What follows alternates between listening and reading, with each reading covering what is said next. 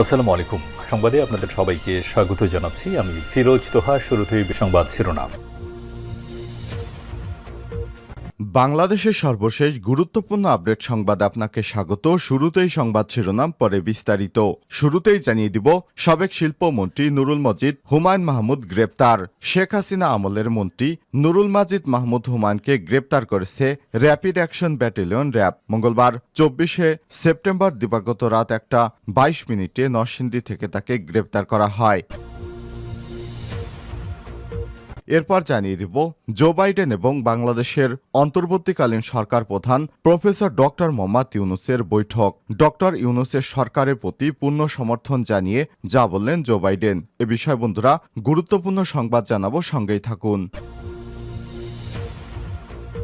এবারে জানাবো, ডিসি নিয়োগে আর্থিক লেনদেনের ঘটনা তদন্তে জনপ্রশাসন মন্ত্রণালয়ের কমিটি গঠন। 3 কোটি টাকার ক্যাশ চেক দিয়ে ডিসি প্রদানের অভিযোগে তদন্ত কমিটি গঠন করেছে জনপ্রশাসন মন্ত্রণালয়। আজ অতিরিক্ত সচিব মোহাম্মদ রেজাল মাকসুদ জাহাঙ্গীরের নেতৃত্বে তদন্ত কমিটি গঠন করে প্রজ্ঞাপন জারি করেছে জনপ্রশাসন মন্ত্রণালয়। জানিয়ে দিব, সেনা কর্মকর্তা নিহতের ঘটনায় বিএনপির বিবৃতি। কক্সবাজারের চকরিয়া উপজেলার ডুলাহাজরা এলাকায় সেনা কর্মকর্তা লেফটেন্যান্ট তানজিম সারোয়ার নিহত হওয়ার ঘটনায় গভীর উদ্বেগ প্রকাশ করে বিবৃতি দিয়েছে বিএনপির মহাসচিব মির্জা ফখরুল ইসলাম আলমগীর। বিএনপির সহদপ্তর সম্পাদক মোহাম্মদ মুনির হোসেন স্বাক্ষরিত এক বার্তায় এই উদ্বেগের কথা জানানো হয়েছে। এদিকে খালেদা জিয়ার মামলা খারিজ। বিএনপি চেয়ারপারসন বেগম খালেদা জিয়ার নামে দায়েরকৃত মানহানিকর মামলা খারিজ করে দিয়েছে আদালত। মঙ্গলবার 24শে সেপ্টেম্বর নড়াইলে সিনিয়র জুডিশিয়াল ম্যাজিস্ট্রেট আদালত 2-এর বিচারক মেহেদী হাসান এ আদেশ দেন। এবং সর্বশেষ জানিয়ে দিব, সাংবাদিক নেতা রুহুল আমিন গাজী মারা গেছেন। বাংলাদেশ ফেডারেল সাংবাদিক ইউনিয়ন বিএফইউজি এর সভাপতি রুহুল আমিন গাজী মারা গেছেন। মঙ্গলবার 24শে সেপ্টেম্বর রাত 12টার দিকে রাজধানীর একটি হাসপাতালে চিকিৎসাধীন অবস্থায় তিনি মারা গেছেন। প্রিয় দর্শক, এতক্ষণ শুনছিলেন সংবাদ শিরোনাম, এবারে বিস্তারিত। তবে তার আগে বন্ধুরা অনুরোধ থাকবে, এই সংবাদটিতে একটি লাইক দিন। এই চ্যানেলে আপনি নতুন হয়ে থাকলে আমাদের সংবাদটি দেখতে দেখতে চ্যানেলটি সাবস্ক্রাইব করে রাখুন। কমেন্ট করে আপনার মূল্যবান মতামত জানিয়ে দিন বন্ধুরা, আপনি বিশ্বের কোন দেশ থেকে বা বাংলাদেশের কোন স্থান থেকে আমাদের সংবাদটি দেখছেন এবং শুনছেন। এবারে বিস্তারিত। সাবেক শিল্পমন্ত্রী নুরুল মজিদ মাহমুদ হুমায়ুন গ্রেপ্তার। সাবেক শিল্পমন্ত্রী নুরুল মজিদ মাহমুদ হুমায়ুনকে গ্রেপ্তার করেছে র্যাপিড অ্যাকশন ব্যাটালিয়ন র্যাব। মঙ্গলবার 24শে সেপ্টেম্বর দিবাগত রাত 1:22 তাকে গ্রেপ্তার করা হয়। ঢাকা মেট্রোপলিটন পুলিশের ডিএমপি গোয়েন্দা ডিবি প্রধান রেজাউল করিম মল্লিককে গ্রেপ্তারের বিষয়টি নিশ্চিত করে জানান র্যাব তাকে গ্রেপ্তার করেছে। এদিকে র্যাবের লিগ্যাল ও মিডিয়া উইং পরিচালক লেফটেন্যান্ট কর্নেল মুনিম ফেরদৌস এই তথ্য নিশ্চিত করে জানান, গত 4 আগস্ট নরসিংদীর মাধবদী এলাকায় বৈষম্যবিরোধী ছাত্র আন্দোলনের সময় ছাত্রদের উপর হামলা ও হত্যাকাণ্ডের অভিযোগে তার বিরুদ্ধে মামলা হয়েছে। বর্তমানে তার বিরুদ্ধে আইনানুগত ব্যবস্থা গ্রহণ প্রক্রিয়াধীন।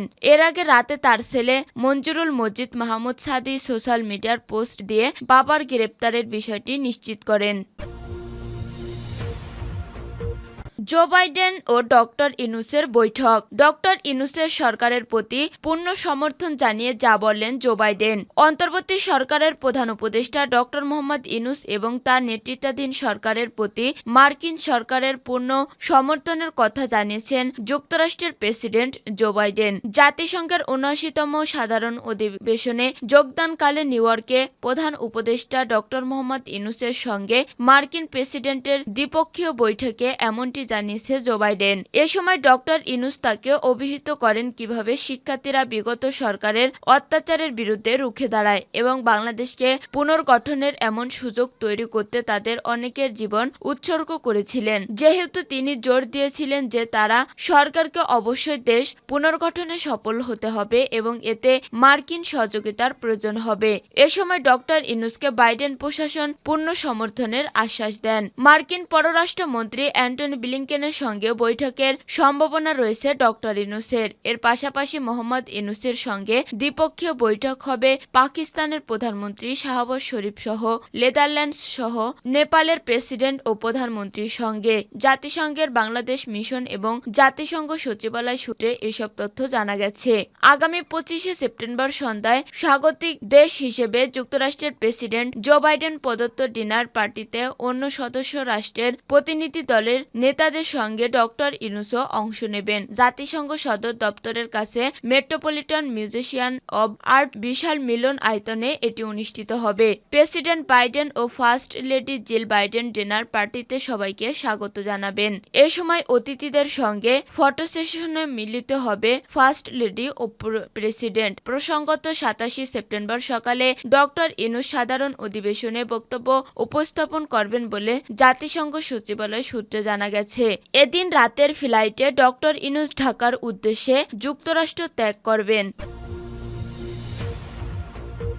ডিসি নিয়োগে আর্থিক লেনদেনের ঘটনা তদন্তে জনপ্রশাসন মন্ত্রণালয়ের কমিটি। 3 কোটি টাকার ক্যাশ চেক দিয়ে ডিসি পদায়নের অভিযোগ তদন্তে কমিটি গঠন করেছে জনপ্রশাসন মন্ত্রণালয়। মঙ্গলবার 24শে সেপ্টেম্বর অতিরিক্ত সচিব মোহাম্মদ রেজাউল মাকসুদ জাহিদের নেতৃত্বে তদন্ত কমিটি গঠন করে প্রজ্ঞাপন জারি করেছে জনপ্রশাসন মন্ত্রণালয়। জনপ্রশাসন মন্ত্রণালয়ের উপসচিব মোহাম্মদ লিয়াকত আলী এই কমিটিকে সাচিবিক সহায়তা দেবেন। এর আগে সোমবার একটি দৈনিক পত্রিকার 3 কোটি ক্যাশ চেক দিয়ে ডিসির পদায়ন শিরোনামে একটি সংবাদ প্রকাশিত হয়। তদন্ত কমিটিকে চেকের সত্যতা যাচাই করে আগামী 3 দিনের মধ্যে সুস্পষ্ট মতামত সহ জনপ্রশাসন মন্ত্রণালয়ের সিনিয়র সচিবের কাছে প্রতিবেদন দাখিল করতে বলা হয়েছে। সেনা কর্মকর্তা নিহতের ঘটনায় বিএনপির বিবৃতি। কক্সবাজারের চকরিয়া উপজেলার ঢোলাহাজরা এলাকায় সেনা কর্মকর্তা লেফটেন্যান্ট তানজিম সারোয়ার নির্জন নিহত হওয়ার ঘটনায় গভীর উদ্বেগ প্রকাশ করে বিবৃতি দিয়েছেন বিএনপির মহাসচিব মির্জা ফখরুল ইসলাম আলমগীর। মঙ্গলবার 24শে সেপ্টেম্বর বিএনপির সহ দপ্তর সম্পাদক মোহাম্মদ মুনির হোসেন স্বাক্ষরিত এক বার্তায় এই উদ্বেগ জানানো হয়েছে। বিবৃতিতে বিএনপি মহাসচিব বলেন, আওয়ামী স্বৈরাচারী শাসক গোষ্ঠীর পতনের পর দুষ্কৃতকারীরা আবারও দেশে অস্থিতিশীল পরিস্থিতি সৃষ্টি সহ নৈরাজ্যের মাধ্যমে ফায়দা হাসিলের অতৎপরতায় লিপ্ত হয়েছে। দুষ্কৃতকারীদের ছুরির আঘাতে মোহাম্মদ তানজিম সারোয়ার নির্জন নিহতের ঘটনায় সেই অতৎপরতার বহিঃপ্রকাশ। এসব দুষ্কৃতকারীদের কঠোর হস্তে দমনের বিকল্প নেই। মির্জা ফখরুল বলেন, গণতন্ত্র ও মানুষের ভোটার অধিকার প্রতিষ্ঠান সহ দেশের মানুষের জানমাল রক্ষায় দল মত নির্বিশেষে সব শ্রেণী পেশার মানুষকে দেশ বিরোধী দুষ্কৃতকারীদের নিশ্চিত করে প্রতিহত করার আহ্বান জানাচ্ছি। বিএনপি মহাসচিব বিবৃতিতে মোহাম্মদ তানজিম সারোয়ার নির্জনকে হত্যাকারী দুষ্কৃতকারীদের অবিলম্বে গ্রেপ্তার ও দৃষ্টান্তমূলক শাস্তির জোর আহ্বান জানান এবং শোকাহত পরিবার পরিজনদের প্রতি গভীর সমবেদনা জানান। এর আগে সোমবার 23শে সেপ্টেম্বর রাত 3টার দিকে চকরিয়া উপজেলার অন্তর্গত ডুলাহাজারা ইউনিয়নের পূর্ব মাইসপাড়া গ্রামে এই হামলার ঘটনা ঘটে। মঙ্গলবার 24শে সেপ্টেম্বর সকালে আন্তঃবাহিনী জনসংযোগ পরিদপ্তরের আইএসপিআর এক সংবাদ বিজ্ঞপ্তিতে এই তথ্য জানায়। আইএসপিআর জানায়, সোমবার রাত আনুমানিক 3টার দিকে গোয়েন্দা তথ্যের ভিত্তিতে চকরিয়া উপজেলার অন্তর্গত ডুলহাজারা ইউনিয়নের পূর্ব মাইসপাড়া গ্রামে ডাকাতির খবর পেয়ে চকরিয়া আর্মি ক্যাম্প থেকে সেনাবাহিনীর একটি দল দ্রুততার সঙ্গে ঘটনাস্থলে যায়। পরে রাত 4টার দিকে মাইসপাড়া গ্রামে অভিযান পরিচালনা করার সময় 7 থেকে 8 সদস্যের একটি ডাকাত দল সেনা টহলদহলের উপস্থিতি টের পেয়ে অন্যত্র পালিয়ে যাওয়ার সময় লেফটেন্যান্ট তানজিম সারোয়ার নির্জন 23 ডাকাত দলের কয়েকজনকে তাড়া করে।